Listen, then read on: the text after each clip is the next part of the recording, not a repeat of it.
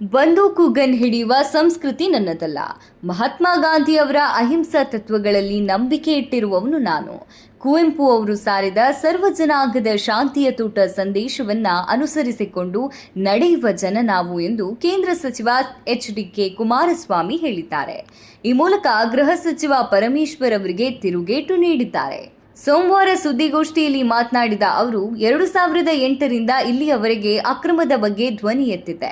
ಈಗಿನ ಸಂಸ್ಥೆಗಳಲ್ಲಿ ಯಾವುದೇ ದಾಖಲೆಗಳಿಗೂ ಗೌರವ ಇರಲ್ಲ.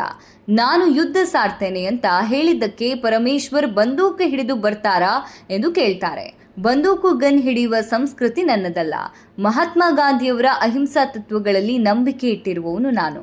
ಕುವೆಂಪು ಅವರು ಸಾರಿದ ಸರ್ವಜನಾಂಗದ ಶಾಂತಿಯ ತೂಟ ಸಂದೇಶವನ್ನ ಅನುಸರಿಸಿಕೊಂಡು ನಡೆಯುವ ಜನ ನಾವು. ಕರ್ನಾಟಕ ರಾಜ್ಯ ಸಿಡಿ ಪೆನ್ ಡ್ರೈವ್ ತಯಾರಿಸುವ ಫ್ಯಾಕ್ಟರಿ ಎಂದು ಸಚಿವರು ಹೇಳ್ತಾರೆ. ಯಾವ ತನಿಖೆ ಮಾಡಿದ್ದೀರಿ, ಹಳ್ಳ ಹಿಡಿಸಿದ್ದೀರಿ ಎಂದು ಕಿಡಿಕಾರಿದ್ರು. ನೀಚ ಕೆಲಸ ಮಾಡುವವರು ಯಾರೆಂಬುದು ನಿಮಗೆ ಗೊತ್ತಿದೆ. ಸಿದ್ದರಾಮಯ್ಯ ಯಾರ ಮನೆ ರೈಡ್ ಮಾಡಿಸಿದ್ರು, ಏನ್ ಸಿಕ್ತು, ಗೃಹ ಸಚಿವರ ಅವರು ಇಂಥವರು ನನ್ನ ಬಗ್ಗೆ ಲಘುವಾಗಿ ಮಾತನಾಡ್ತಾರೆ. ನನ್ನ ಮೇಲೆ ಗದಪ್ರಹಾರ ಮಾಡ್ತಿದ್ದಾರೆ. ಮಾಜಿ ಸಿಎಂ, ಕೇಂದ್ರ ಮಂತ್ರಿ, ಮಾಜಿ ಪ್ರಧಾನಿಯ ಮಗ ನಾನು. ಯಾವ ತನಿಖೆ ಬೇಕಾದರೂ ಮಾಡಲಿ ಎಂದು ಸವಾಲು ಹಾಕಿದ್ರು.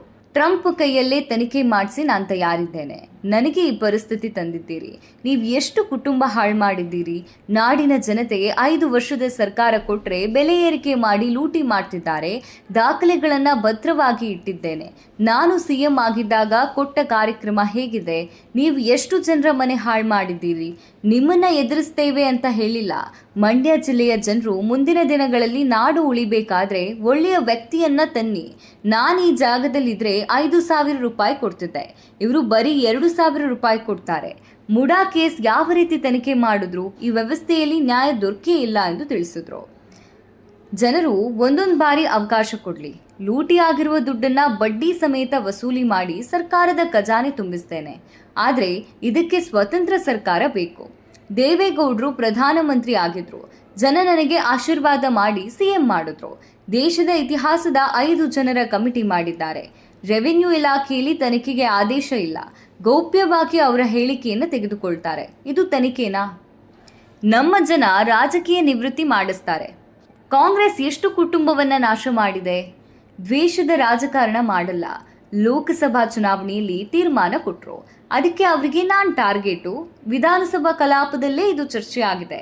ನವೆಂಬರ್ನಲ್ಲಿ ಆದ ಪ್ರಕರಣ ಇಲ್ಲಿಯವರೆಗೆ ಯಾಕೆ ಮುಚ್ಚಿಟ್ರು ಎಂದು ಪ್ರಶ್ನಿಸಿದ್ರು. ಸರ್ಕಾರದಲ್ಲಿ ಅಧಿಕಾರ ದುರುಪಯೋಗದ ಪುರಾವೆಗಳು ನನ್ನ ಬಳಿ ಇವೆ. ಹೀಗಾಗಿ ಇಡೀ ಆಡಳಿತವು ನನ್ನನ್ನು ಮೌನಗೊಳಿಸಲು ಕೆಲಸ ಮಾಡ್ತಿದೆ.